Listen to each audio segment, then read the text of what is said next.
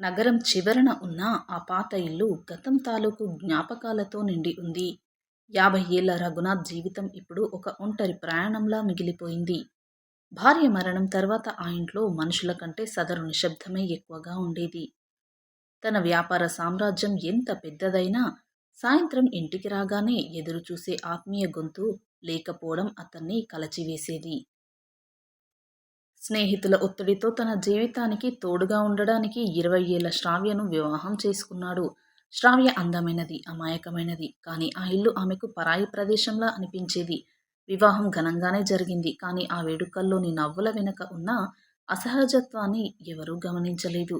రఘునాథ్ ఆమెకు ప్రపంచంలోని సుఖాలన్నీ సమకూర్చాలనుకున్నాడు. ఖరీదైన చీరలు, ఆభరణాలు ఆమె ముందు కుప్పపోశాడు. కానీ శ్రావ్య కళ్ళల్లో వెతుకుతున్న ఆ సంతోషం అతనికి దొరకలేదు. రోజులు గడుస్తున్నా వారిద్దరి మధ్య ఒక కనిపించని గోడ అలాగే ఉండిపోయింది.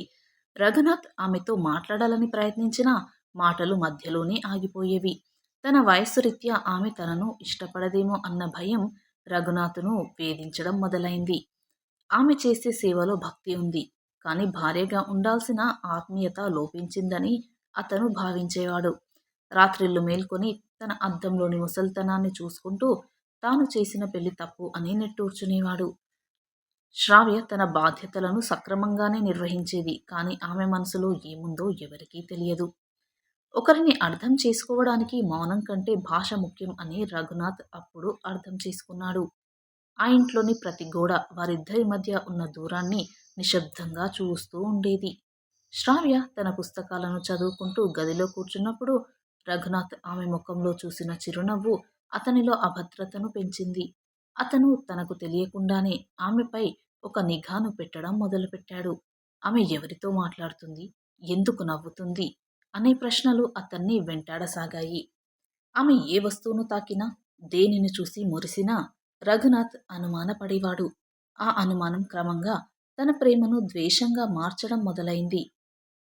శ్రావ్య తన అడుగుజాడలను కూడా చాలా జాగ్రత్తగా వేసేది. రఘునాథ్ మనసు నొప్పించకూడదని మౌనంగా ఉండేది. కానీ ఆ మౌనమే రఘునాథ్కు మరింత అసహనాన్ని కలిగించేది. అతను చిన్న చిన్న విషయాలకు కూడా ఆమెపై కోప్పడడం మొదలుపెట్టాడు. తన వయసును, ఆమె యవ్వనాన్ని పోల్చుకుంటూ అతను ఎంతో మానసికంగా కృంగిపోయేవాడు.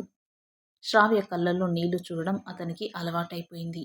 కానీ ఆ నీటి వెనుక ఉన్న బాధను అతను గుర్తించలేదు. అతను ఇస్తున్న సౌకర్యాల కంటే ఆమెకు కావాల్సిన స్వేచ్ఛను అతను కట్టిపడేశాడు. భర్త కోపానికి భయపడి శ్రావ్య తన గదిలోనే గడపడం మొదలుపెట్టింది. రఘునాథ్ ఆమె గది తలుపుల వెనుక తన అనుమానాలను దాచుకున్నాడు.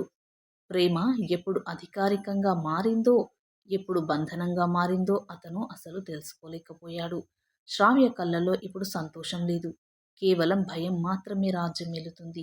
ఇద్దరి మధ్య దూరం ఒక అగాధంలా మారిపోయింది. రఘునాథ్ తన భ్రమల లోకంలో బందీ అయ్యాడు. శ్రావ్య తన నిశ్శబ్ద వేదనలో కరిగిపోతుంది. ఒకరికొకరు దగ్గరవుతారనుకున్న బంధం అనుమానాల వల్ల విడిపోతుంది. నిజం తెలుసుకోవాలన్న ఆశే లేని ప్రయాణం అది. ఆ ఇల్లు ఇప్పుడు ఆమెకు ఒక జైలులా అనిపిస్తుంది. కొన్ని నెలల తర్వాత రఘునాథ్ ఒకరోజు ప్రమాదవశాత్తు శ్రావ్య రాసిన డైరీని చూశాడు. అందులో ఆమె రాసిన ప్రతి అక్షరం తన పట్ల ఆమెకు ఉన్న భయం మరియు ఒంటరితనాన్ని బయటపెట్టింది. ఆమె మనసులో ఎవరూ లేరని, తన వయసును బట్టి తను ఆమెకు సరిపోలేదన్న లోతైన వేదన ఆమెకు ఉందని అతను అర్థం చేసుకున్నాడు. రఘునాథ్ తన తప్పును గ్రహించి ఆమె జీవితాన్ని బంధించినందుకు పశ్చాత్తాపపడ్డాడు. అదే సమయంలో తన స్నేహితుడి కొడుకు రోహిత్ శ్రావ్యకు తగిన జోడి అని అతను గుర్తించాడు. రోహిత్ యువకుడు, శ్రావ్యలాగే చదువుపై ఆసక్తి కలవాడు. తన స్వార్థం కోసం ఒక యువతి జీవితాన్ని నాశనం చేయకూడదు అని అతను గట్టిగా నిర్ణయించుకున్నాడు. ఆమెను ఒక ఖైదీలా ఉంచడం కంటే స్వేచ్ఛగా తన వయసున్న వారికి ఇచ్చి పంపడం మేలని భావించాడు. ఇది అతనికి అత్యంత కష్టమైన నిర్ణయం అయినప్పటికీ ఆమె కళ్ళల్లో నవ్వు చూడాలని తప్పించాడు. ఆ రాత్రి అతను నిద్రపోలేదు. రేపటి నిర్ణయం గురించి ఆలోచిస్తూనే ఉన్నాడు. అతని అహంకారం ఇప్పుడు అణిగిపోయింది. మనిషిగా అతను ఎదిగాడు. తన భార్యను ప్రేమిస్తే ఆమె సంతోషాన్ని కోరుకోవాలి కానీ ఆమెను కట్టిపడేయకూడదు అనుకున్నాడు. ఆమెకు కొత్త జీవితాన్ని ఇవ్వడం ద్వారా తన ప్రేమను నిరూపించుకోవాలి అనుకున్నాడు. అది ఒక గొప్ప త్యాగం కావడానికి సిద్ధమయ్యాడు. అద్దంలో చూసుకున్నప్పుడు అతనికి తన ముఖం ఇప్పుడు ప్రశాంతంగా అనిపించింది. మౌనం కరిగే సమయం ఆసన్నమైంది. మరుసటి రోజు రఘునాథ్ రోహిత్ను పిలిపించి శ్రావ్యతో పరిచయం చేశాడు. వారిద్దరి మధ్య ఉన్న వయసు మరియు ఆసక్తులు సరిపోవడాన్ని అతను గమనించాడు. శ్రావ్యకు తన నిర్ణయం చెప్పినప్పుడు ఆమె మొదట ఆశ్చర్యపోయినా అతనిలోని నిస్వార్థ ప్రేమను చూసి కన్నీళ్లు పెట్టుకుంది. రఘునాథ్ తన ఆస్తిలో కొంత భాగాన్ని ఆమె పేరున రాసి ఆమెకు విముక్తి కల్పిస్తున్నానని చెప్పాడు. ఆ క్షణం ఆమె కళ్ళల్లో కనిపించిన కృతజ్ఞత అతను దేనికోసమైతే తప్పించాడో అది దొరికింది. తన భర్త తనను ఇంతగా అర్థం చేసుకుంటాడని ఆమె ఊహించలేదు. రఘునాథ్ తన తప్పులను సరిదిద్దుకుని ఆమె జీవితానికి ఒక కొత్త మలుపును తిప్పాడు. రోహిత్ ఆమెను గౌరవంగా చూసుకుంటాడని రఘునాథ్కు నమ్మకం కలిగింది.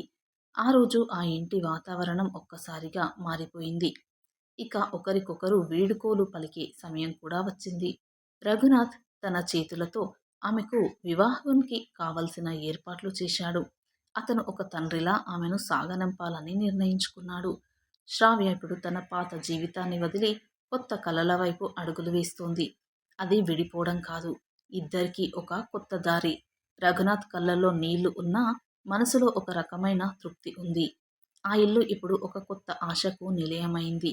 పెళ్లి రోజున రఘునాథ్ శ్రావ్యను రోహిత్ చేతిలో పెడుతూ వీరిని జాగ్రత్తగా చూసుకో అని చెప్పినప్పుడు అందరూ భావోద్వేగానికి గురయ్యారు. శ్రావ్య రఘునాథ్ పాదాలకు నమస్కరించి తన కొత్త జీవితాన్ని ప్రారంభించింది. రఘునాథ్ ఒంటరిగా ఇంటికి తిరిగి వచ్చాడు. కానీ ఆ ఒంటరితనం ఇప్పుడు అతనికి భయం కలిగించడం లేదు. తన భార్య ఇప్పుడు సురక్షితమైన మరియు సంతోషకరమైన చేతుల్లో ఉందని అతనికి తెలుసు. ప్రేమ అంటే పొందడం మాత్రమే కాదు, త్యాగం చేయడం అని అతను నిరూపించాడు. ఆ ఇల్లు ఇప్పుడు నిశ్శబ్దంగా ఉన్నా అక్కడ ఒక గొప్ప వ్యక్తిత్వపు విజయం ఉంది. అతను తన జీవితంలోని ఆఖరి దశలో అత్యంత ఉదాత్తమైన పనిని చేశాడు.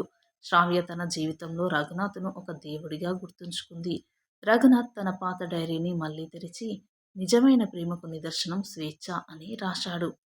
లోకం ఏమనుకున్నా అతను ఒక గొప్ప త్యాగమూర్తిగా ఆమె దృష్టిలో మిగిలిపోయాడు. వారి కథ ఒక అందమైన ముగింపును అందుకుంది. కాలాన్ని ఎవరూ ఆపలేరు, కానీ ఆ కాలాన్ని ప్రేమతో ఎలా మలుచుకోవాలో అతను నేర్పాడు. అతని జీవితం ఇప్పుడు ఒక ప్రశాంతమైన నదిలా సాగుతోంది. త్యాగం చేయడంలోనే నిజమైన ఆనందం ఉందని అతను అనుకున్నాడు. ఇది ఒక అపురూపమైన ప్రేమ కథ కాదంటారా? ఈ వీడియోపై మీ విలువైన అభిప్రాయాన్ని తప్పక కామెంట్స్లో తెలియచేయండి. అలాగే వీడియో నచ్చితే ప్లీజ్ లైక్ చేసి సబ్స్క్రైబ్ చేసుకోండి. Thanks for watching.